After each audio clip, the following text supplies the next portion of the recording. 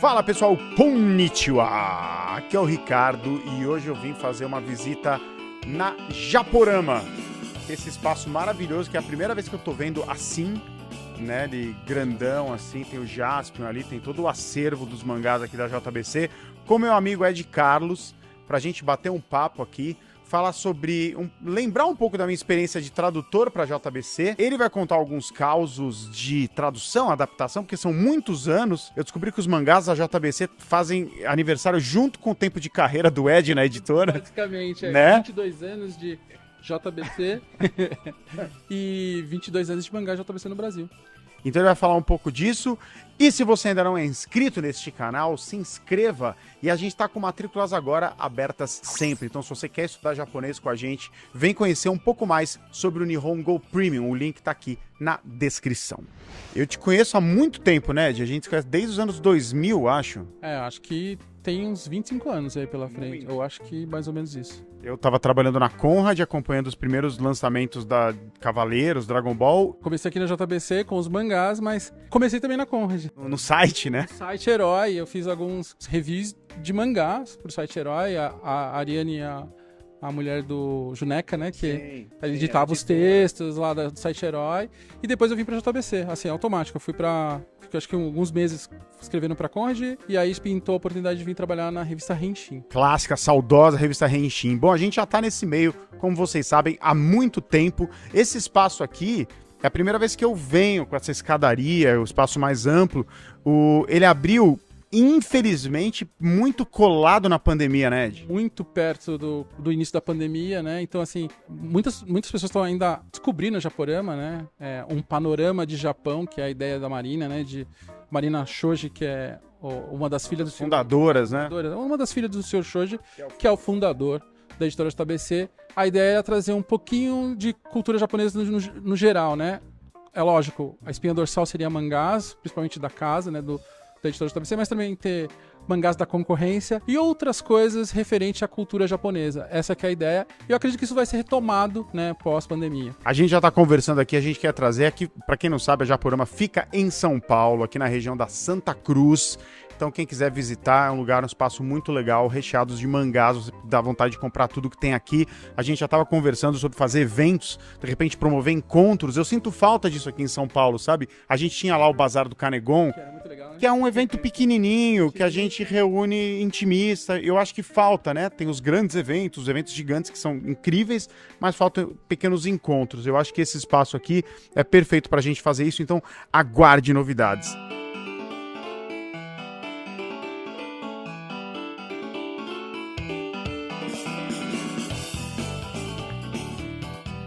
Mas eu quero falar aqui também um pouco da minha experiência como tradutor que eu fui para JBC durante alguns anos da minha vida. Meu chefe era o Oka, severo pra caramba. O Oka é um dos grandes tradutores, uma lenda. Gente boa demais. Curiosamente, os títulos que eu traduzi, eles não existem mais, né? Eu fiquei procurando por aqui. Putz, era Mouse, era aquele meio erótico, como é que é? Não, outro.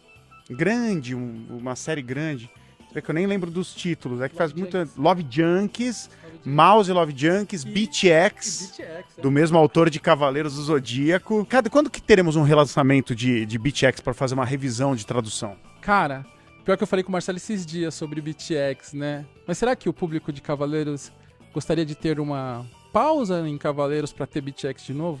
Só tem relançamento de Cavaleiros, cara. Vai sair no fim do ano mais um relançamento da JBC. Esse eu quero também acompanhar, porque é uma edição muito bonita. Mas por que o Beat X não, né?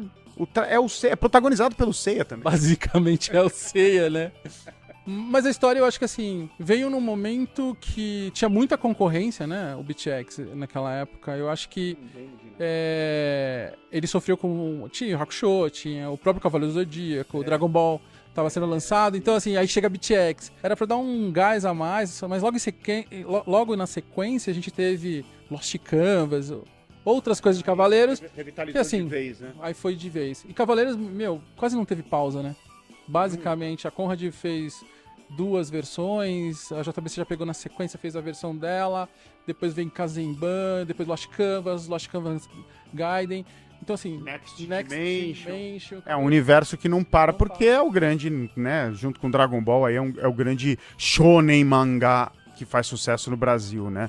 Agora, o Beat X foi uma experiência muito legal, porque eu gosto muito de Cavaleiros, eu sou do time que gosta do traço do Masami Kurumada, muita gente vai me crucificar, eu acho bonito o traço do Masami Kurumada, bem retrô, bem puxando ainda para os anos 70 e tudo mais, e é um título que não foi difícil de traduzir. Eu tive mais dificuldade de traduzir do Love Junkies e Mouse, porque eles tinham mais uma pegada com comédia romântica, então tinha mais gírias, tinha mais brincadeiras com a linguagem mais moderna do que um Beat X. Né? O Beat X, a linguagem é uma linguagem mais daquelas que a gente já está acostumado, né? Aquela linguagem mais dura, mais heróica, né, mais impetuosa, então foi mais fácil. Tem um grande feito lá, né, que você fez no BitX, porque tem acho que é uma página dupla que tem vários verbetes, assim.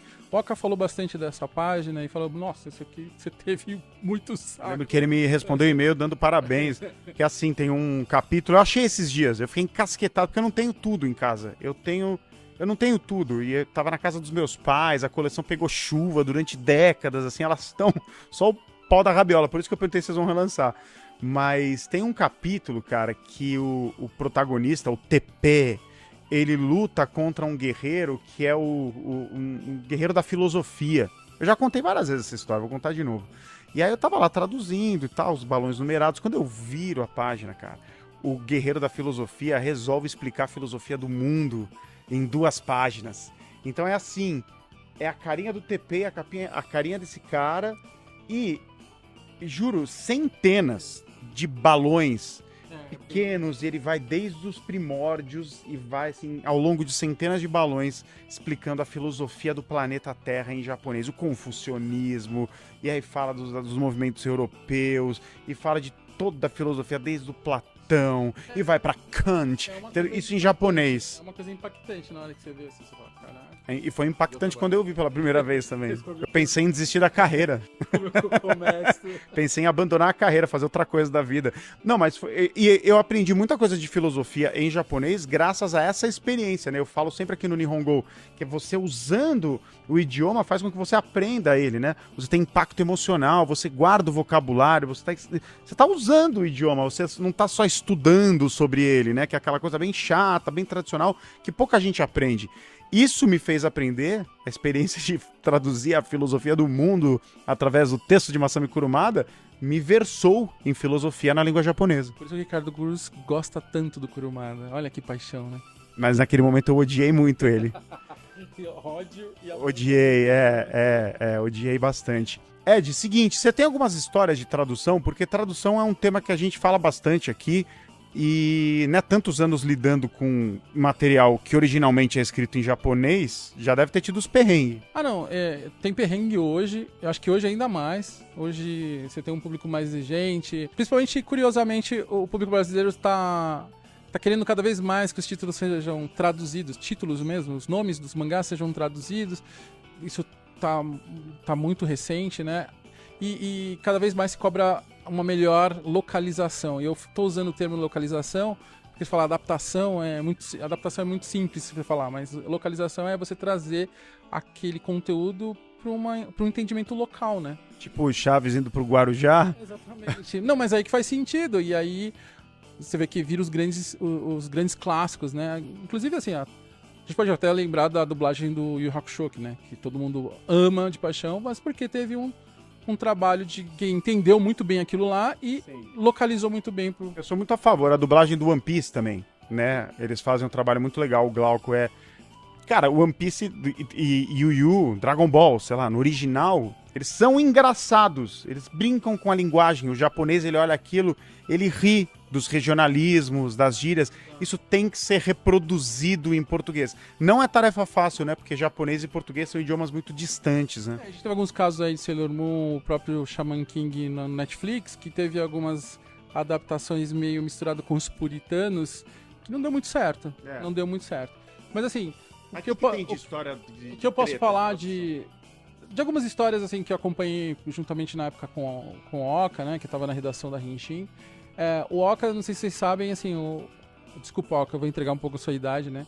Mas o Oka traduziu, né, o Akira quando veio pro cinema, lá atrás, em 80, nos 80.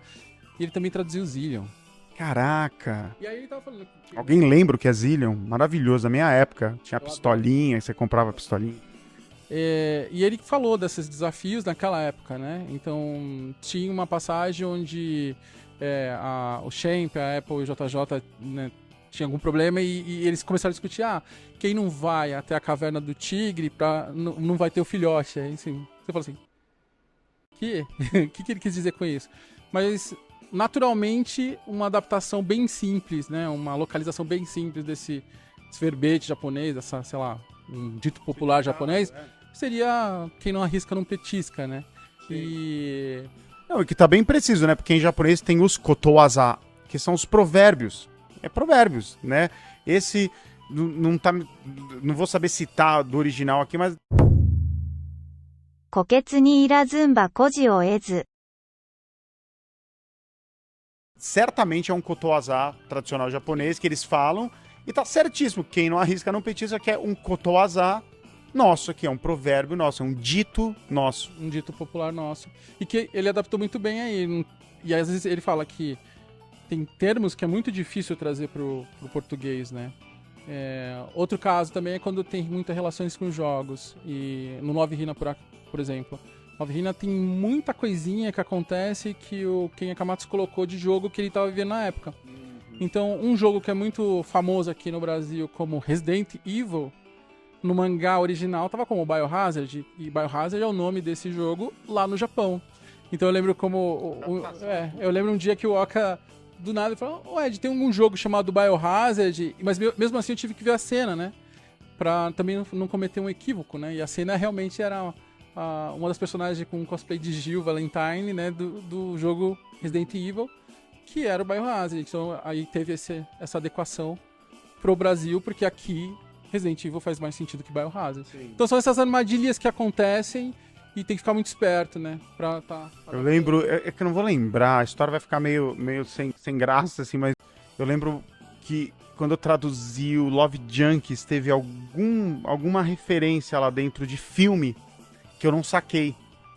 E eu traduzi meio literalmente. Aí o Oka falou pra mim, cara, como é que é? Videotapes? Eu não vou lembrar. Mas é muito importante, você quer ser tradutor, tradutora, um bom tradutor é um cara que tem uma cultura geral razoável.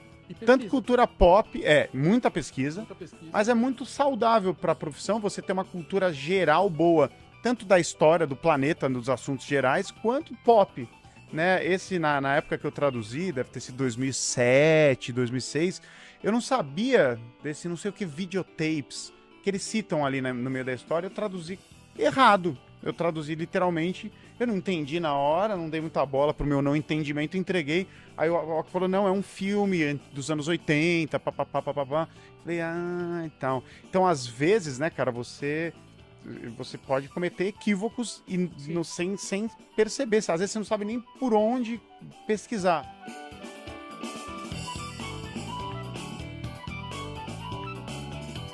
Ed, então me fala aqui, ó, estamos dando uma zanzada aqui pela Japorama. Vocês estão relançando Akira, que é fantástico. O volume 4 desapareceu do planeta, né? Agora vai ter de novo. Essas coisas só acontecem no Brasil, né? Eu fico também meio cismado com isso. Como que pode você lança uma tiragem regular e assim, some um número? O volume 7 do Hokuto no Ken, pô. Fiz a coleção toda, vou pegar os últimos hoje aqui. Não tem o 7. Onde é que eu vou ler? Você vai me contar a história do 7? Menino Lucas, que é responsável pela parte de produto lá, ele tem uma fila de produtos que vão sendo reposto com o tempo, né? Hoje My Hero, por exemplo, teve diversas reposições. Então, Akira tava na hora, porque essa edição é maravilhosa e aí tá sendo relançada, já saiu o volume 1? Sim, 1, 2 e 3, então 4 é o próximo. Boa, vou completar minha coleção finalmente, então. Tudo demora um pouquinho, porque assim, Akira, ele tem tem essa sobrecapa, ele tem uma guarda, apesar de ser capa mole, ele tem uma guarda específica. Linda a edição. Mudou o papel e aí a gente tem que rever lombada, tudo bonitinho, porque não pode sair tudo torto, né? Claro, é uma edição super fiel à japonesa, né? Olha aqui. Temos também Kamen Rider Kuga, volume 4 já. 4, que é Bem referente... passado o lançamento, Isso, né? que é o- Bimestral? Aqui tem o volume 7 e 8 já, Uhum. do mangá de Toshiki Inouye, né? Que Nossa, fantástico. o cara é bom pra caramba. Meu, Esse aqui do Jetman. é fantástico Kamen Rider Kuga. É um mangá de horror, né? Apesar de ser um herói que a gente conhece e gosta muito, que é um Rider. Mas, assim, uma pegada muito terror, né? Muito legal. Eu acompanhei Kamen Rider Kuga na época. Ele estreou no ano 2000. Quando eu voltei do meu intercâmbio do Japão, ele estreou. Eu pedi pra uma família que eu fiquei amigo lá me mandar os VHS. Eles me mandaram, eu vi na época. E eu tô lendo o mangá. O mangá é fabuloso. Ele é bem diferente da série. E ele traz isso que nem você falou, né? Um terror Um pro terror. negócio. Recomendo muito. E a história, assim, ela segue em outro rumo, tá, gente? Então, se você assistiu a série de nada a TV, pode assistir tranquilamente, você vai ver Não tem uma nada a outra ver. história. Tem outro E Akito muito legal. aparece e tal. O Ricardo falou assim, tá muito espaçado. Assim, acontece o seguinte, aqui é um Big, então são 2 edições em um só. A gente lançou os 6 primeiros, praticamente, né? Foram 3 Bigs, Uhum, referente a 1, 2, 3, 4, 5 e 6, uhum. né? E aí tem o período de renovação. Esse período de renovação entendi. vem a proposta nova, manda, vai, espera. Tem uns bastidores, Os bastidores que acaba demorando. Fechou. Mas temos aí mais 3 edições pela frente. Beleza. E o último que a gente vai falar, não vai falar de todos, mas um lançamento aí que muita gente tá aguardando. Acabou de chegar Death Note. Short Story. Short Stories, né? Isso é... O que é? São- Histórias paralelas? São histórias que continuam o universo de Death Note, né? Uhum. Então, o Ryuk tem um novo Um novo bonequinho pra parceiro. brincar, né? Sim. Que ele brinca com os caras, né? Sim.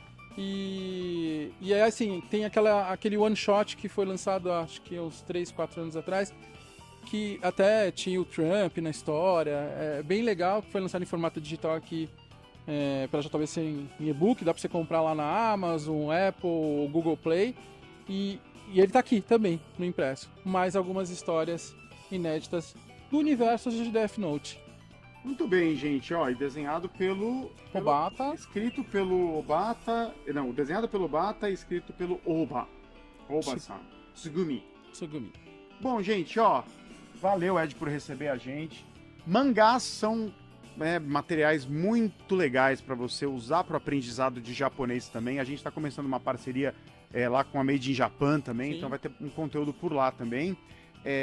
Se você tem um canal, a gente sempre indica a Livraria Fonomag também para comprar os originais em japonês, ou tem a eBook Japan, que é um site que eu sempre falo para você ler em japonês. Compra a edição da JBC, dá uma olhada no original, usa isso para o seu aprendizado e começa a estudar. A gente está sempre com matrículas abertas aqui para o Nihongo Premium, que é o curso completo de língua japonesa. O link para você conhecer mais está aqui na descrição. E use e abuse dos mangás para você aprender japonês, porque acelera muito e deixa o processo mais divertido. E se puder, vem visitar Japorama, do A lado do loja metrô tá Santa Cruz. incrível. A loja tá incrível. Ed-san, arigatou gozaimashita. Arigatou gozaimashita. Yeah. Já né?